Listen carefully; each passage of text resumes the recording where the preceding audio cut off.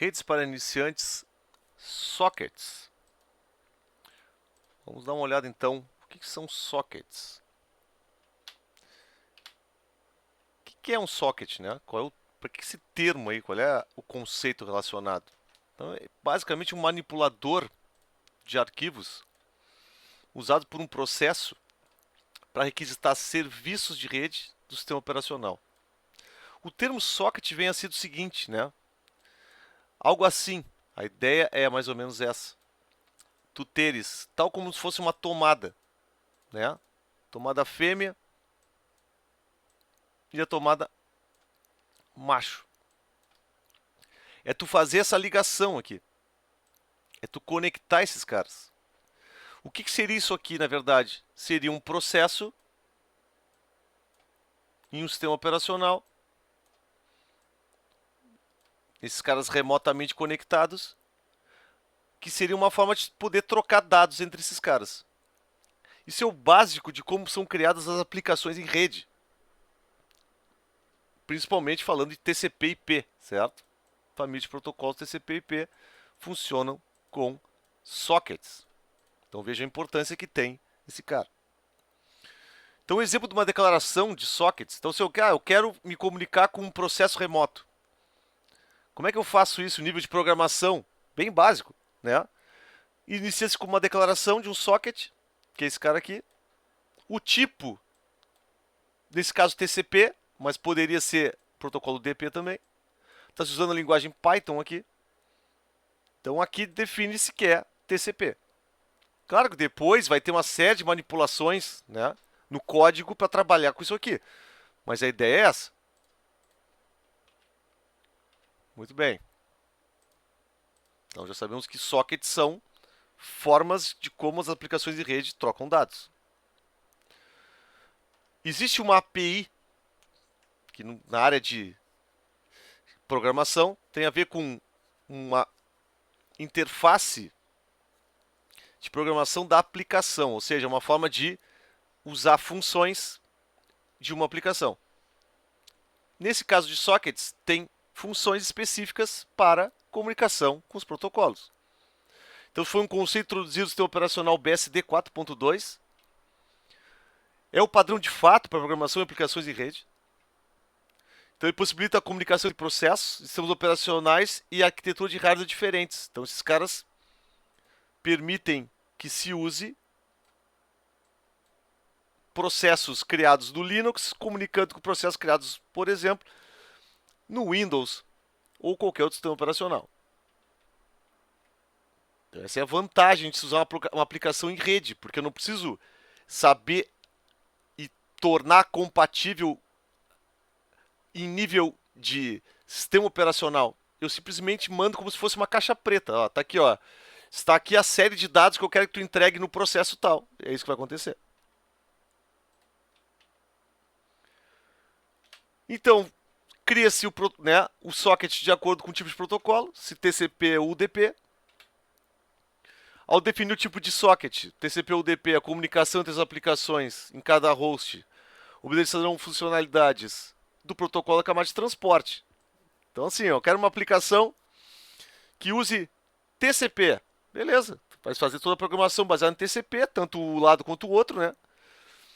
O protocolo TCP tem uma série de funcionalidades para retransmissões, para controle de fluxo. Isso já está intrínseco ao TCP. Tu não tem que criar o TCP. Tu não cria o TCP quando tu cria uma aplicação em rede. Tu vai usar o TCP que está no sistema operacional, certo? Esses caras ficam no sistema operacional. O mesmo para o DP. Só que o DP não tem esses controles, não tem essas funcionalidades. Então, tu que define isso quando tu crias, né, o código.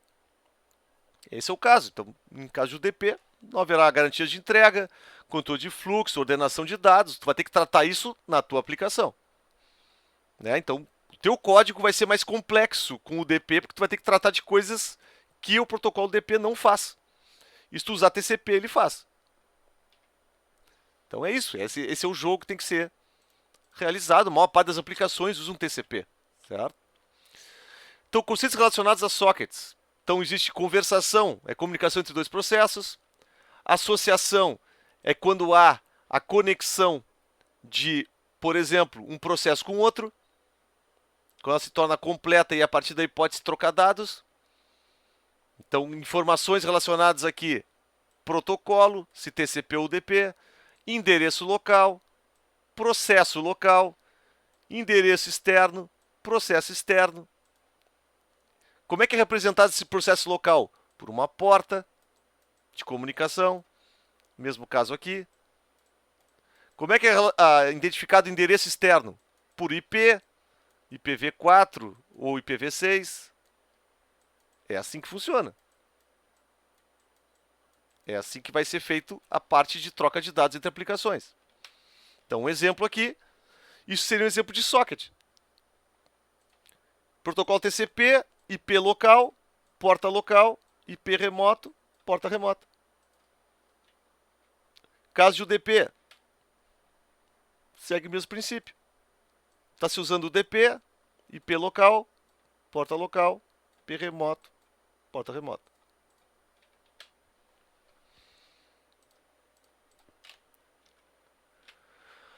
Vou botar dois exemplos aqui, bem simples, de servidores de eco. O que é servidor de eco, cliente de eco? Eco é o seguinte, tudo que tu enviar de dados para um servidor de eco, ele vai te retornar. Então, como se fosse um ping, certo? Ele vai te retornar a mesma coisa. Então, essa é uma forma bem simples, uma aplicação bem simples de rede. Muito mais para a questão didática aqui de mostrar como isso acontece. Então, a criação do servidor envolve o quê? Definir uma porta de comunicação. Está se usando TCP aqui? Então, está se usando um tipo de socket TCP. Aqui vai ter uma espera para a conexão de um cliente. Quando o cliente envia dados, são recebidos aqui em data e depois são enviados novamente. Percebam que se criou aqui, ó, em socket, se criou como se fosse uma forma de manipular a conexão. É isso que acontece aqui. Então, tu consegues, a partir desse client socket aqui,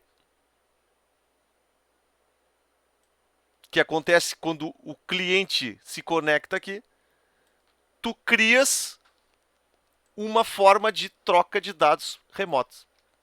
É isso que vai acontecer. Do lado do cliente, vai ter aqui a porta do lado do servidor.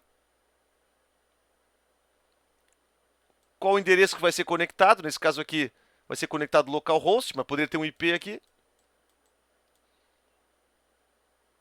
O tipo de informação que vai ser enviado. Aqui está se criando um socket também, ó. Esse S aqui é o socket. Esse connect aqui, ele vai conectar ao endereço do host e a porta. Ao criar aqui, vai criar um canal de troca de dados.